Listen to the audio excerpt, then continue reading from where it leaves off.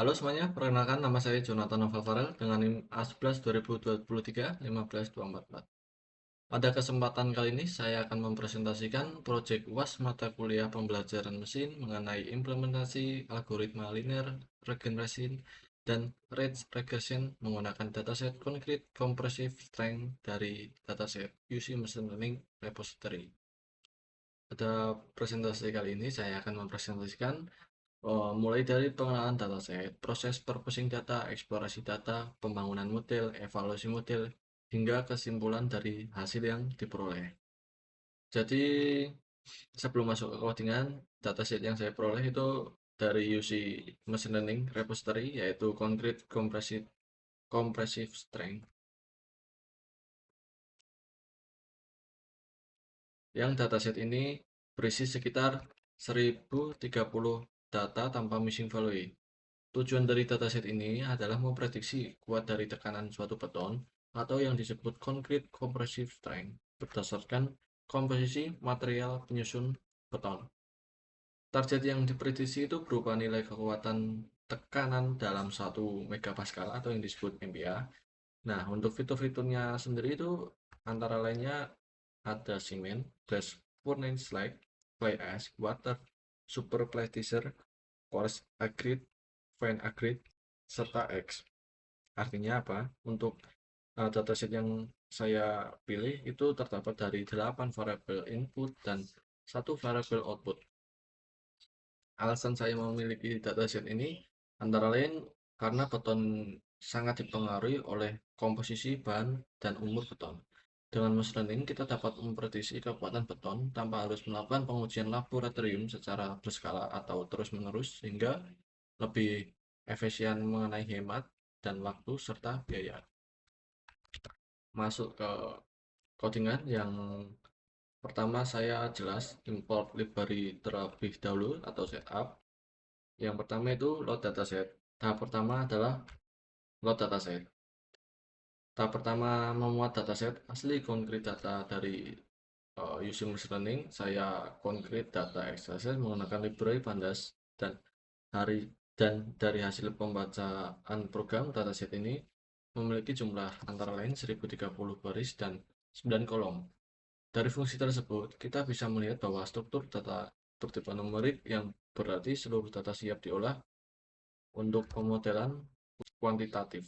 Selanjutnya, soal pada nomor 2, karena nama kolom bawaan dari dataset itu sangat panjang serta menjadi satuan fisik seperti kilogram per meter per kubik, saya perlu melakukan pergantian nama atau rename menjadi nama-nama yang pendek agar clean serta mempermudah pemanggilan variabel saat pengkodingan itu sendiri.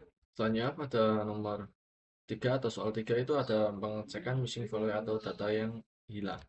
Nah, saya melakukan pengecekan data yang kosong atau missing value pada setiap kolom menggunakan fungsi is0 atau zoom.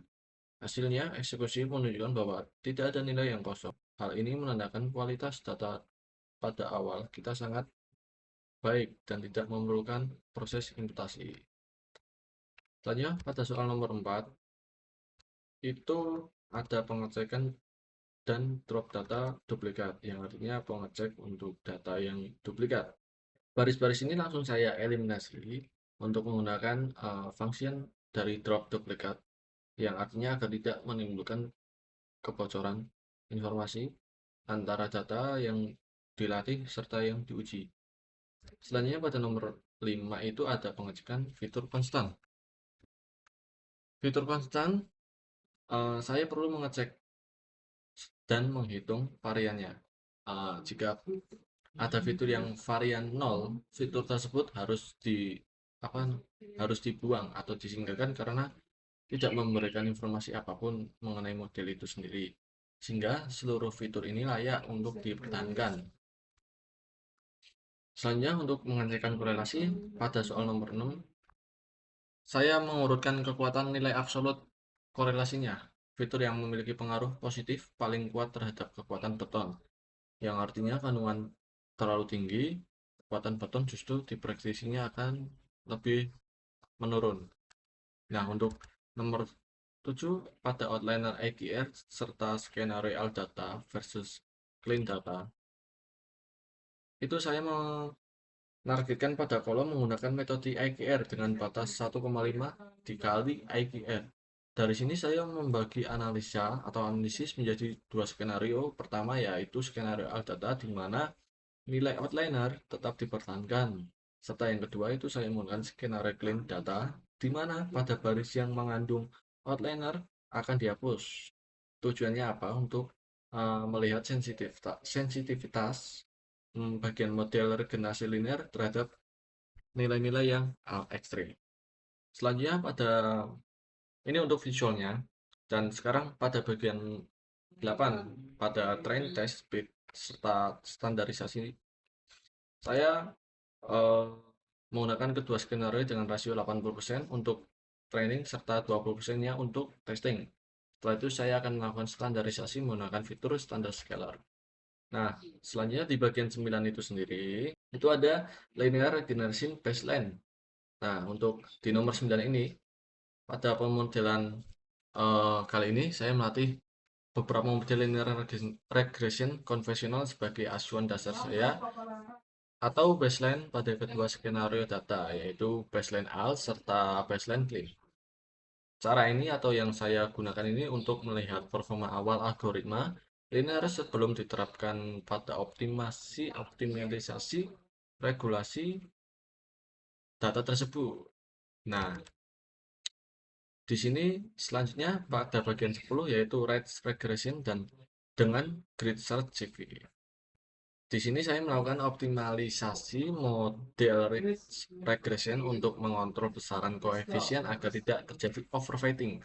Proses pencarian parameter penalian alfa terbaik dilakukan secara optimal atau optimalisasi menggunakan grid size CV dengan 5 Ford cross validation terhadap minimal 5 kandidat nilai alfa. Selanjutnya pada nomor 11, soal 11 atau evaluasi R2, RMC, MAE, MAPS, serta overfitting gap. Nah, hasil evaluasi nilai yang saya peroleh pada data yang saya gunakan training dan testing itu, kita mengevaluasi selisih atau gap antara metrik, training, dan testing. Hasilnya, nilainya cenderung dekat. Ini menunjukkan bahwa model tidak mengalami identifikasi overfitting yang parah atau yang cenderung ke bawah dan mampu digeneralisasikan dengan baik pada data yang baru. Nah, di bagian soal nomor 11 ada beberapa pertanyaan, yaitu jelaskan dengan kalimat Anda sendiri mengenai bagaimana perbandingan R2, RMSC, MAE, dan MAP antara data training dan testing untuk setiap model. Selanjutnya nomor 2, pertanyaan di nomor 11. Apakah ada indikasi overfitting? Jelaskan perbedaannya berdasarkan nilai gap yang Anda hitung. Untuk jawabannya yang saya buat, saya rangkum dari project saya ini merupakan yang pertanyaan nomor 1 itu berdasarkan hasil evaluasi model nilai R2 pada data training umumnya sedikit lebih tinggi dibandingkan data pada testing. Hal ini menunjukkan bahwa model mampu mempelajari pola pada data training dengan baik dan masih dapat digunakan untuk memprediksi data testing. Sementara itu, nilai RMSE, MAE, serta MAPS pada data testing sedikit lebih besar dibandingkan data pada training. Karena data testing merupakan data yang belum pernah dilihat oleh model sebelumnya, perbedaan tersebut masih termasuk dalam kategori yang normal. Dilihat dari nilai gap antara data training, data testing, tidak terdapat indikasi overfitting yang signifikan selama selisih nilai R2 tidak terlalu besar. Artinya apa? Artinya model tidak hanya menghafal data training, tetapi juga mampu memberikan prediksi yang cukup baik. Pada data baru, jika gap yang diperoleh kecil, maka model memiliki kemampuan generalisasi yang cukup baik. Selanjutnya pada bagian nomor 12, soal nomor 12, itu merupakan rumus linear regression dan interpretasi koefisien. Nah, ini ada visualnya juga. Jadi pada nomor 12 ini, soal nomor 12, untuk koefisien fiturnya kita bisa menginterpretasikan bahwa setiap kenaikan satu satuan untuk standar pada fitur semen akan menaikkan kekuatan beton. Nah, dari kekuatan beton, sedangkan fitur weather itu sendiri memiliki koefisien yang negatif atau secara spesifiknya, secara fisiknya mengonfirmasikan bahwa penambahan air berlebih justru akan mengurangi kekuatan dari tekanan beton. Nah, di nomor 12 ini ada beberapa pertanyaan juga, ada dua, yaitu yang pertama, fitur mana yang memiliki pengaruh terbesar terhadap target? Apakah pengaruhnya positif atau yang negatif? Oke, saya jawab langsung saja. Untuk nomor satu, berdasarkan hasil analisa atau analisis yang saya buat, fitur yang memiliki pengaruh terhadap target adalah semen. Nah, adalah si semen. Karena dengan pengaruh positif, artinya semakin banyak jumlah semen yang digunakan, maka kuat tekanan beton cenderung meningkat. Selain itu, super plasticizer dengan X itu akan memberikan pengaruh juga yang positif, sehingga semakin lama umum caring dengan penggunaan super plasticizer yang sesuai dapat meningkatkan suatu kekuatan dari itu beton sendiri. Yang kedua, soal dari nomor 12, itu apakah arah pengaruh setiap fitur itu positif atau yang negatif? Masuk akal secara teknik rekayasa beton atau tidak? Jelaskan alasannya. Nah, untuk nomor 2 sendiri itu adalah sebaliknya, karena water memiliki pengaruh yang negatif terhadap target.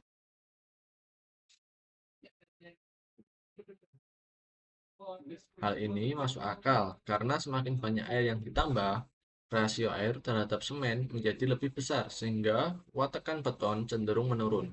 Fitur vent and aggregate, force aggregate, dan flash ice juga menunjukkan pengaruh negatif. Sedangkan slag masih memberikan pengaruh positif meskipun tidak terlalu mencolok atau tidak terlalu besar. Apa alasannya? Atau jelaskan alasannya. Secara umum, arah pengaruh setiap fitur sudah masuk akal dari sisi rekayasa beton. Semen merupakan bahan utama yang membentuk kekuatan beton, sehingga berpengaruh yang positif. Air yang berlebihan dapat mengurangi kekuatan beton, sehingga berpengaruh negatif. Umur curing yang terlalu lama membuat proses hidrasi semen semakin sempurna, sehingga kekuatan beton meningkat. Superfly scissor membantu meningkatkan workability tanpa menambah suatu air, sehingga juga berdampak positif terhadap kekuatan suatu tekanan dari beton. Nanya yang nomor 13 bagian terakhir yaitu komparasi model dan kesimpulan nilai. Dari tabel perbandingan keempat model ini, model dengan performa terbaik yang menghasilkan error terendah dan data testing adalah data dari suatu model itu. Namun, limit utama dari pendekatan linear pada dataset ini adalah hubungan antara bahan kimia beton pada dunia nyata sebenarnya bersifat non-linear, seperti pengaruh X atau umur beton yang melengkung secara logaritmik. Oleh karena itu, akurasi model linear memiliki suatu batasan yang tertentu atau high bias atau suatu batasan ya, dan proyek ini akan jauh lebih optimalisasi ke depannya jika dikembangkan menggunakan model nonlinear seperti random forest regression. Nah, untuk menjawab nomor 13 itu ada beberapa pertanyaan terdiri dari 4 pertanyaan. Yang pertama, model mana yang memiliki performa terbaik berdasarkan tabel di atas? Ya, oke, saya jawab. Yang nomor satu, model yang memiliki performa terbaik adalah model dengan nilai R2 paling tinggi serta RMSE serta MAE dan MAP paling rendah pada data testing yang tersebut. Model tersebut mampu memberikan prediksi yang lebih akurat dibandingkan model pada lainnya. Soal nomor 2, apakah regulasi REDS memberi perbaikan dibanding linear regression baseline? Jelaskan berdasarkan angka pada tabel tersebut. Ya, jika pada tabel nilai R2 rate lebih tinggi dan RMSE, MAE, serta MAP lebih rendah dibandingkan linear regression, maka regulasi rate berhasil memberikan perbaikan performa. Namun, jika perbedaan sangat kecil, berarti rate hanya memberikan peningkatan yang tidak terlalu signifikan. Nomor 3, apakah pembuangan outliner clean data memperbaiki atau memperburuk performa model? Dan jelaskan berdasarkan angka pada suatu tabel itu. Oke, jika setelah outliner dihapus, nilai R2 meningkat dan RMC, MAS, serta MEP menurun, maka pembuangan outliner berhasil memperbaiki performa model.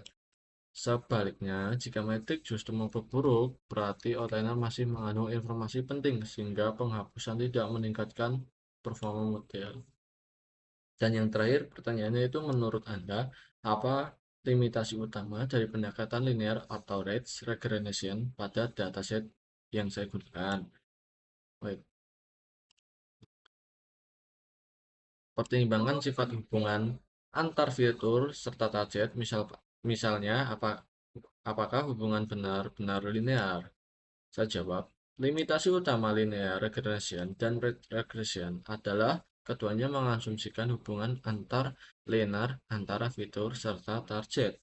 Padahal hubungan antara komposisi material beton dengan kekuatan tekanan beton kemungkinan tidak sepenuhnya linear dan dapat melibatkan interaksi antara fitur.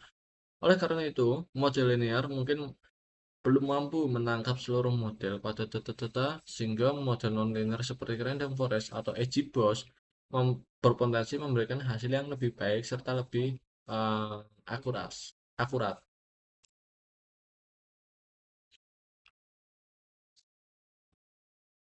Oke, demikian uh, presentasi saya pada proyek ujian akhir semester pada mata kuliah pembelajaran mesin kali ini. Saya ucapkan terima kasih dan mohon maaf jika ada kesalahan kata maupun data yang saya buat.